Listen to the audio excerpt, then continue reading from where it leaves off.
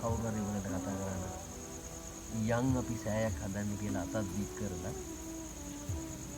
ඒ කවුරු ගැන කියලාද සංඝ රත්නය ගැනත් නෙමෙයි බුද්ධ රත්නය ගැන කියලා. කවුරු හරි ඔයගලන්ට පිඟානක් දුන්නා නම් මේ පිඟානේ අරන් ගිහලා බත් ටිකක් කන්න කියලා ඒ කවුරු ගැන හිතලාද? බුදුරජාණන් වහන්සේ සෑයක් හදන කෙනෙකුට තමයි අර පිඟාන නූල් ගෙඩිය කියලා. අතක් දික් කරලා පෙන්නුවා. එක වචනකින් හරි බැනුම් වාගෙන හරි යම් කිව්වා. එක්කගෙන ආවනම් එක්කන් ගියා නම් නේද? තේ එකක් ළඟට ගිහින් දුන්නා නම් දුර්ලභයි බුද්ධ උත්පාද කාලේ මාස ගඩොලක් අරගෙන මෙන්න මේ ගඩොල අතින් තියන්නේ කියලා අතින් අතට මාරු කරා නම් එදා අත දික් කරලා පෙන්නේ ආල් පොල් සීනි ගන්න නම් පන්සිල් ගන්න නේද? අද අත දික් කරලා පෙන්නන්නේ අල්ප ගානකට පස්සේ පහළ වෙන බුදු කෙනෙකුගේ ධාතුන් වහන්සේලා තැන්පත් වෙන කලාතුරකින් හැදෙන මහා සෑයකට නම් ඔයගොල්ලන් මේ වෙලාවේ අවාසනාවන්තයි වාසනාවන්තයි. අද රැට මලු උදේට නැගිටින්නේ කියන්නේ කී දෙනෙකුට හිතා ගන්න පුළුවන්. ඒ නිසා කල්පනා කරන්න ඕනේ අපිට මේ වගේ අවස්ථා ලැබින්නේ පිනක් කරන්න මොකක්ද තියෙන්න ඕනේ? පිනක් තියෙන්නේ. පවක් කරන්න පිනක් තියෙන්න ඕනේ. පවක් කරන්න මොකද්ද තියෙන්න ඕනේ? පුරුද්ද විතරයි. වැඩිපුරම අපි පුරුදු මොනවා කළාද? පින් කළාද? පව් කළාද?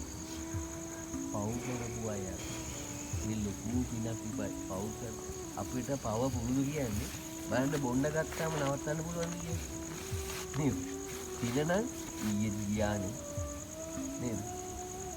ඊයේ ගියානේ බලන්න සත්තු මරන්න හොරකම් කරන්න ගියාම අනාචාරය ඇතිවෙන්න ගියාම නේ ගෙවල් වලට පනින ගෑනු පස්සේ යන අනාචාරයන් නේ ළමයි වඳිනවා නේ අම්මිය ඔක කරන්න එපා අපිට පාර බෑලා යන්න බෑ අනේ මිනිස්සු තමුසෝක් කරන්න එපා මේ ළමයි ගැන හිතව නවතනවද? ඇයි අපේ හිත පුරුදු මොනවා කළාද? පුරුද්දයි අතහැරගන්න බෑ කියනනේ මට මේ ජරා පුරුද්ද අතහැරගන්න බෑ කියලා. පුරුද්ද කියන්නේ නිකන් ආපු එකද? සංසාරේ ගොඩාක්ම කළා තින්නේ අපි අකුසල. ඒකෙන් තවත් සසර හදනවා. හැබැයි පින් කරද්දී පින් පුරුදු නැති නිසා සංසාරේ ගෙවෙන නිසා පින් කරන්න අමාරුද නැද්ද?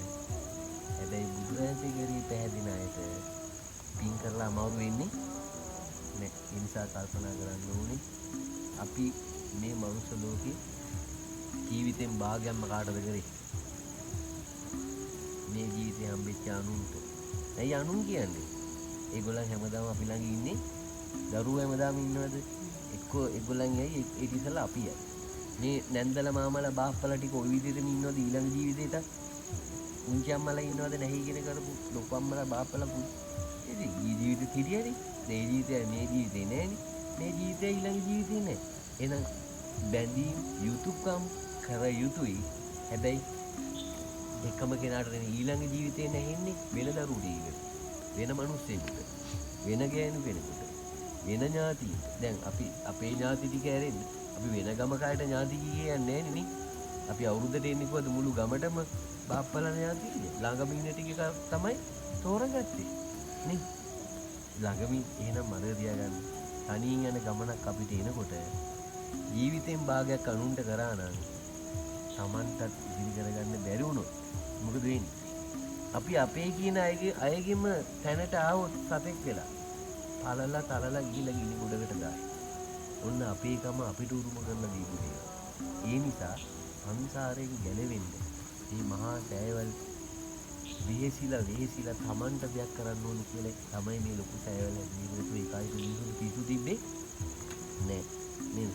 අපි අටමස්ථානේ ෂෝක් එකට ගණන් කර ගිහින් වදින. මේ වගේ චෛත්‍යයක් තව මේ අහලපාර හදනවා නම් කී දෙනෙක් කියයිද? එකක් තීදි මුඩ තව එකක් කියයි. පිසු කියන්නේ කන්න නැති කාලේ, අඳින්න නැති කාලේ, මිනිස්සු අමාරුවෙන් ඉන්න කාලේ ඕවද කරන්න තියෙන කියලා හිතන්නේ මේ කන්නයි බොන්නයි අඳින්නයි විතරක් ජීවිතේ කරගත්ත මේ ජීවිතයේ පිළිබඳ කිසිම අවබෝධයක් නැති අය විතර. තේරෙනවනේ? ඒ නිසා පින් කරන්න වෙනස් වෙන්න අපිට අද වෙනස් වෙන්න බැරුණොත් ආයෙ වෙනස් වෙන දවසේ එන්නේ. එනකොට අපිට වෙනස් වෙන්න කාලයක් නැහැ. එහෙනම් මේ බුද්ධ උත්පාද කාලේ අන්තිම කාලේ මෙහිම බණ අහන්න හම්බෙන්නේ කොහෙද? රෑ 11ට 11 බුවමලුවක වාඩි වෙලා හැමදේම අමතක කරලා ස්වාමීන් වහන්සේ නමක් ළඟ වාඩි වෙලා බණ අහන්න ලැබෙනවා කියන්නේ මේ කාලේ පුදුම නැද්ද? ඒකත් ඇතිනේ පිනන්නේ. ඒකත් පින. හෙට උදේටත් මතක් වෙනවා. ඒ නිසා සෑයක් නෙමෙයි ඔයගලන්ට අද මට මෙතන බණ කියන්නේ. සුදු රෙද්දක්වත් පිරිකරක්වත් මුතු කොඩයක්වත් පාවඩයක්වත් නැතු උපකාර කරේ සෑය නෙමෙයි. එහෙනම් ඒ චෛත්‍ය දීගෙන ඔයගලන් දන්නේ. ඒ නිසා ඒ තමයි ගිලිහෙන ශ්‍රද්ධාව නැවත ඇති කරලා සංසාරේ ඉතර කරන දෙයක් තමයි සෑයක්. ඒ නිසා සෑයකට අත තියලා ගෙදර යන්නේ කියලා ඉතල සතුටුයි. හරියට කවුරු වගේද? කතරගම චෛත්‍ය හදපු මහා ගෝස කියන සෙන්පතිය වගේ. දුටුගැමුණු රජුරන්ගේ පරිවාර පිරිස වගේ. සද්ධාතිස්ස කුමාරයාගේ පරිවාර පිරිස වගේ. ඒකෝද අපිට තේරෙනවා අපි ඉස්සතින් යන්නේ නෙමෙයි කියලා අපිට බය නැති වෙනවා. හිතට මිනිස්සු මැරෙන්න බය ඒකයි. ඇයි?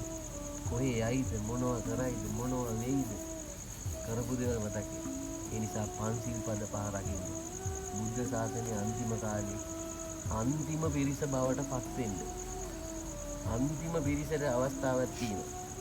ආය මේක බබලන්නේ ඉර බැහැලා ආය නගින්නේ බහින පැත්ත තියෙන්නේ 12න් පස්ස මේ කියන්නේ 6 7 5 මාර 6 7 8 9 10 11 12 ඉර මුදු මුණ දැන් බහින 2500. ඒ නිසා මේකට වඩා දේවල් අනාගතේ ආරංචි. ඒ හිත වට ගන්න එපා. තෙරුවන්ට තියෙන පැහැදීම නැති කරගන්න එපා. ඇයි? ආය අලුතෙන් පහළ වෙන්නේ නැහැ.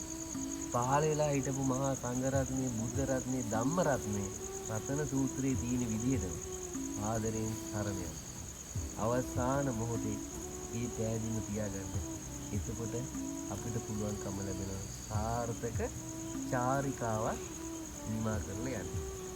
එහෙනම් ඒකඳ යන්න කියනෝනේ පින් කරන්න ඔයගලන්ට වාසනාව උදා වේවා.